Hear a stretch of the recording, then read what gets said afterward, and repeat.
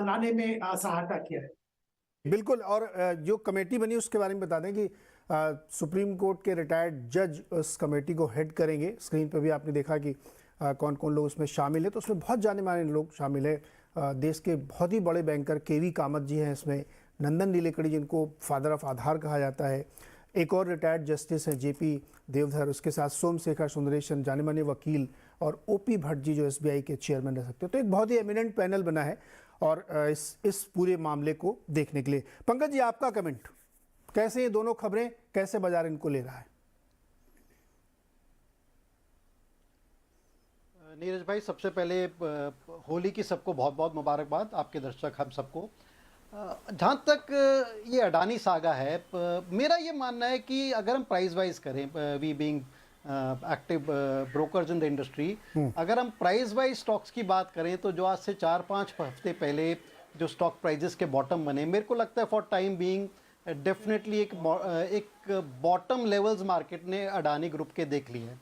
और इसमें हम जैसे लोगों का शुरू से ये नज़रिया था कि इस अडानी ग्रुप को भी जो इनके स्टॉक्स हैंगे, 6-7 स्टॉक्स हैं, कि इनको 2 भाग में हम बांट सकते हैं। ऐसे समथिंग लाइक अडानी पोर्ट और Ambuja cement, they were much easier and transparent to fundamentally analyze कि इन स्टॉक्स की क्या एक रीजनेबल वैल्यूएशन हो सकती है, कहाँ पर वो नीचे के साइड में लक्ष्मण रेखा क्रॉस हो गई है, बहुत सीरियस वैल्यू बाय बन गए हैं, और कहाँ पर ये एक्सटेंडेड लेवल्स पे वैल्यूएशन पे पहुंच गए हैं। For some companies like Adani Transmission और Adani Total, it was difficult, or even Adani Enterprises, I think it was little difficult for a reasonable analyst to analyze what actually the value is. तो हमारा generally रुझान जब इनमें crash भी देखा गया था after certain levels, Ambuja cement और अडानी पोर्ट्स की तरफ ज़्यादा था। सो हैविंग सेड दैट, अगर जो हम अब रिसेंट में जो सुप्रीम कोर्ट ने कमेटी बनाई है, बहुत ही नामे जाने लोगों की कमेटी बनाई है, एंड एवरीबडी इज अप्रिशिएटिंग जिस लोग उस कमेटी में हैं, so that has sort of given some kind of finality. मैं फाइनलिटी नहीं कहूँगा तो कम से कम एक some kind of pauseness, some kind of confidence back to the market. और जिस तरह से एक बड़े फंड ने 15,000 करोड़ रुपए अडानी ग्रुप में लगाया है, दैट हैज ऑल्सो गिवन कि एक शायद वैल्यूएशंस पे there are buyers, if not inside the country, outside the country there are buyers. Domestically मेरे को लगता है कि जिस तरह के चैलेंजेस पिछले हफ्तों में चल रहे थे, चाहे वो डोमेस्टिक फंड्स हों, ट्रेजरी फंड्स हों, बैंक्स हों, शायद उनके लिए चैलेंजेस थोड़े ज़्यादा थे to add on to that stock.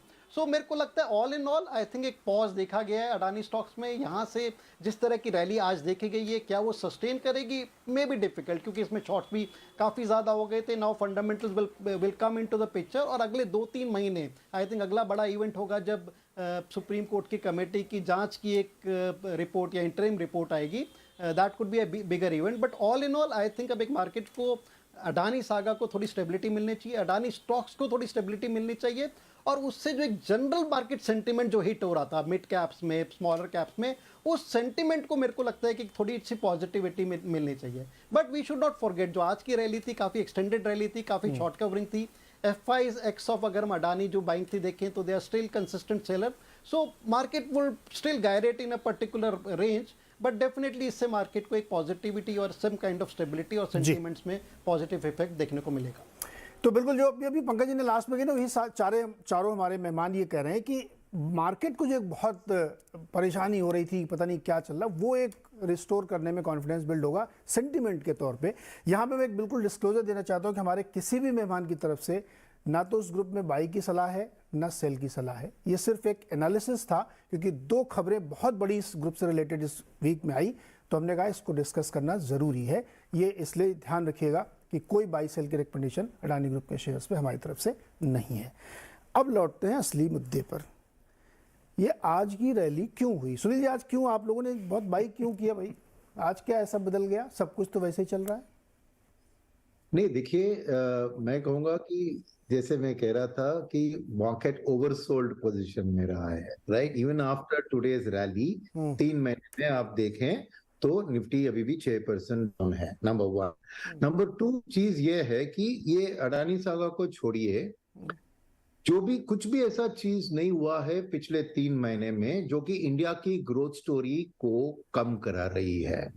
तो वही स्टॉक्स जो हम 3 महीने पहले इंडिया ग्रोथ स्टोरी बैठ के खरीद रहे थे, आज वही स्टॉक हमें 10-15% सस्ते में मिल रहे हैं। जैसे निफ्टी की मैन्युफैक्चरिंग इंडेक्स देखिए, प्राइवेट बैंक इंडेक्स देखिए। तो ये सब गुड क्वालिटी कंपनीज जो ultimately Indian long term growth story का फायदा उठा रही है। अभी उसी में करेक्शन आया तो मौका बहुत बढ़िया था, क्योंकि कोई भी फंड मैनेजर सेंटिमेंट के ऊपर, आप मार्केट सेंटिमेंट की बात कर रहे हैं, शायद रिटेल ट्रेडर्स के लिए सेंटिमेंट मैटर करता है, ना एफआईआईएस के लिए, ना म्यूचुअल फंड के लिए, ना इंश्योरेंस कंपनीज के बैंक के लिए ये सेंटिमेंट मैटर करती है। क्या खरीदते हैं हम खरीदते हैं अच्छे बिजनेस जो अच्छे वैल्यूएशन में मिल रहे हैं। तो वही जो बिजनेस हमें 3-4 महीने थोड़ी और महंगी थी, आज सस्ते में मिल रहे हैं, तो बिल्कुल जो हाथ में पैसा है मैं डिप्लॉय करूंगा। तो वही बात है बस। सेकेंड चीज, ये जो अदानी थिंग का जो सेंटिमेंट की बात करें, क्या है कि हम एक करेक्शन में बाय करना चाह रहे हैं। अब कॉल ये था कि इसके बाद ज्यादा करेक्शन इस चीज के कारण नहीं होगा, समझ रहे हैं? क्योंकि क्या आज खरीदूं, कल और भी मुझे सस्ता मिलेगा, परसों और सस्ता मिलेगा, ये बात चलती है फंड मैनेजर के मन में। तो आज के इस जो डेवलपमेंट के कारण शायद मार्केट में और गिरावट इस अदानी सागा को लेकर नहीं होगी।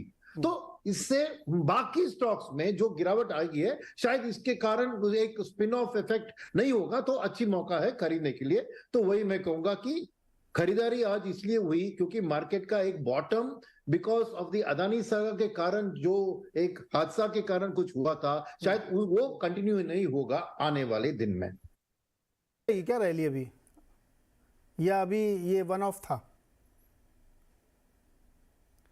सुनील जी, ये एक दिन की है या अब ये कंटिन्यू करेगी? बहुत जबरदस्त रैली है। इतना तेजी से कंटिन्यूस अभी इमीडिएटली नहीं होगा। अनसर्टेनिटीज बहुत है, फेड का अनसर्टेनिटी, यूएस का अनसर्टेनिटी है, हमारे यहाँ पर एल नीनो की बात चल रही है, अभी क्या मॉनसून सही होगा। सो बहुत से अभी मैं कहूंगा कि और 3 महीने के लिए ये कंसोलिडेशन मार्केट होगा। ये एक सुपर रैली का टाइम नहीं है। मेरे को वो अनसर्टेनिटीज जो इंटरनेशनल लेवल पे है और अभी डोमेस्टिक में भी जो आ रहे हैं, इन्फ्लेशन के कंसर्न्स आ रहे हैं, इस सबको एक क्लैरिटी आने की जरूरत है। तो अब मैं कोई स्ट्रॉन्ग रैली की इमीडिएटली मैं एक्सपेक्ट नहीं कर रहा हूं। एक consolidation around the current levels ही देख रहा हूं। अबे जी, क्या बदला है? देखिए, यूएस